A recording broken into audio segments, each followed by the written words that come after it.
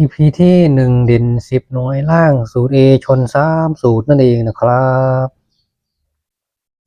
รอบที่แล้วเรียงมา2 สูตรหลุด1 สูตรเลยไม่ได้ตัวนั่นเองนะครับรอบนี้จะมาไหมมาดูกันนะครับเนาะเงินมาหรือเปล่ายังมารับชมมาดูคำเตือนประจำช่องกันก่อนนะครับคำเตือนคลิปวิดีโอนี้จะทำให้เพื่อความบันเทิงเท่านั้นเพราะไม่มีใครรู้ได้ว่าเลขจอกอะไรก็เลขที่ได้จากการคำนวณเป็นการคาดเดาไปตามสูตรโปรดใช้วิจารณญาณในการรับชมกันด้วยนะครับต่อไปเรามาเริ่มคำนวณกันดูนะครับในสูตรตัวนี้เป็นสูตรเก่านะครับ A1 A2 A3 A4 นั่นเองนี่ไม่สูตรนั่นเองนะครับสูตรเก่านั่นเองนะครับเนาะนั่นเองสูตรเก่า30 รอบสูตร1 รอบนั่นเองเนาะ15 รอบลงรอบแรกสัญลักษณ์เนาะนั่นเองให้แล้วเลือกสูตรนี้1 3 4เข้ามา2สูตรนี้เข้ามา2สูตรนั่นเองไม่ได้ตัวเนาะนั่นเองเนาะรอบนี้เลือก A 2 3 4เนาะเข้ามีหกเข้ามา3 สูตรนี่นั่นเองเนาะนั่นเองนี่คำนวณให้ชมกันก่อนสัก1 สูตรเป็นแนวทางเนาะ2 3 4เอาสักสูตรที่2สูตรที่ใช้งานเนาะคำนวณให้ชมกันเป็นแนวทางคือใครอยากคำนวณเป็นนั่นเองนะครับสูตร A2 นะครับ A2 นั่นเองนะครับเลข9เป็นตัวตั้งเนาะเลข9วางหมื่นคือ5วางบนคือ4หลัก10ล่างคือ6หน่วยครั้งที่2คือ0ตัดออกไปเลย10ครั้งที่3คือ0ตัดออกไปเลยครั้งที่4คือ5วางหลัก10ครั้งที่4คือ3กับผลบวกโค้ดนั่นเองนะครับ9บวก5ได้14 4บวก4ได้8 8บวก6ได้14 4บวก5ได้9 9บวก3ได้12นั่นเองนะครับ2บวกโค้ดนั่นเองนะครับ01235 01235นั่นเอง0ได้2ห้องบวก1ได้3ห้องบวก2ได้4ห้องบวก3ได้5ห้องบวก5ได้7นั่นเองนะครับได้เป็น2 3 4 5 7นั่นเองนะครับตามมาที่สูตร A2 นะครับนะ2 3 4 5 7นั่นเองนะครับนี่คือวิธีการคำนวณเนาะยกตัวอย่างสัก1 สูตรเนาะจะคำนวณได้ทุกสูตรเหมือนกันเนาะสูตรนี้นั่นเองนะครับ6 7 8 0 1 4ก็คือสูตรนี้นั่นเอง1 3 4 5คือสูตรนี้นั่นเองนะครับเราจะเริ่มมี6ทั้ง3 สูตรเนาะนั่นเองเนาะแต่ดันไปเอาสูตรเลือกใช้งานผิดสูตรเลยไม่ได้ตัวนั่นเองนะครับเดินหน้ามันมีค่าเท่ากันเนาะมันมีสูตรที่เข้าหลุดเท่ากันเราไม่รู้สูตรไหนจะเดินต่อนั่นเองเลยเรื่องเลยเรียกว่าการฉุ่มเองเนาะนั่นเองเดินหน้ามีเข้ามีหลุดเท่ากันนะครับคุณก็จะได้ตามนี้เนาะเองนี่มาดูวิธีการหา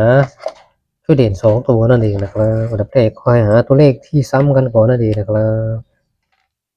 อันดับแรกก่อนที่จะหาก็ให้หาตัวเลข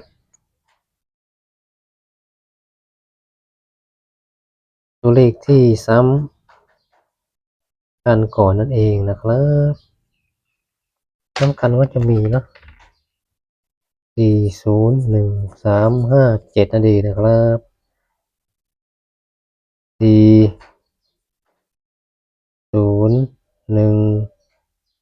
3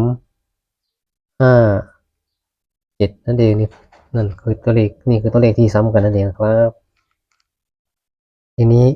หาตัวเลขที่ซ้ำได้แล้วก็จับชุดวิธีการจับเนาะก็จะเป็นให้ดูทีละตัว เฉพาะตัวเลขที่ซ้ำกันสี่มีซ้ำกันอยู่1 2 3สูตรก็ให้จับชุดทุกตัวนั่นเนาะคือ0 ถึง 9นั่นเองนะครับเนาะจะเป็น40 41 42 43 44 45 46 47 48 49นั่นเองนะครับเนาะศูนย์ชนอยู่ซ้ำอยู่2สูตรก็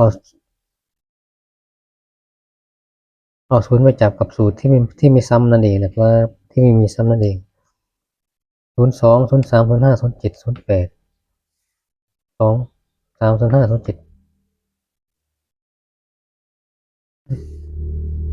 07ไม่มี8เนาะ02 03 04 05 07 2 3 0 02 03 05เอ้าอ๋อ02 03 04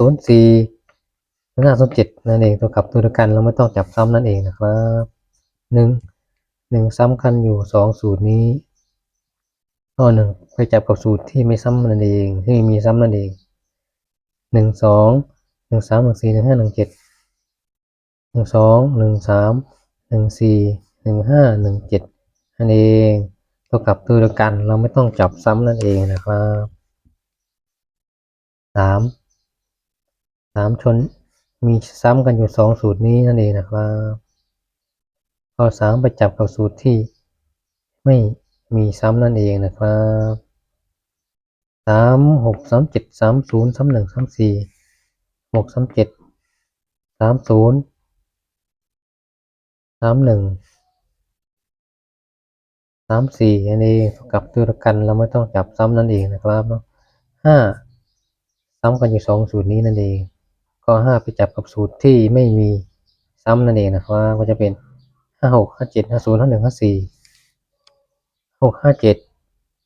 50 51 54ตัวขับตัวกันเราไม่ต้องจับซ้ำนั่นเองนะครับ7ซ้ำกันอยู่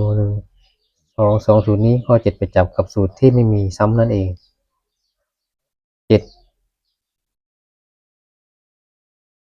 70 71 73 74 75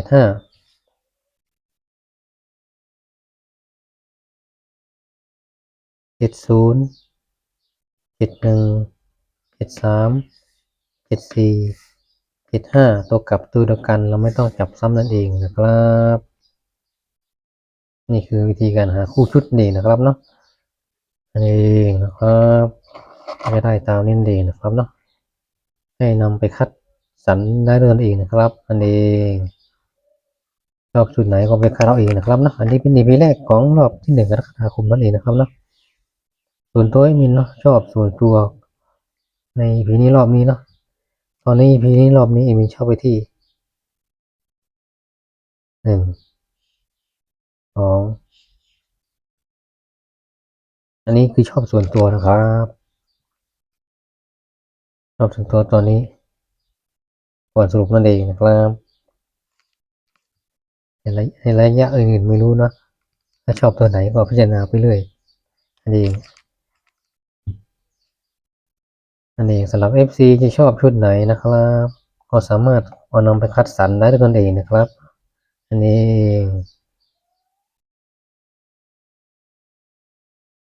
สำหรับคลิปนี้ก็เอาไว้เพียงแค่นี้ก่อนนะครับขอให้ FC ท่านผู้ชมทุกคนทุกท่านจงโชคดี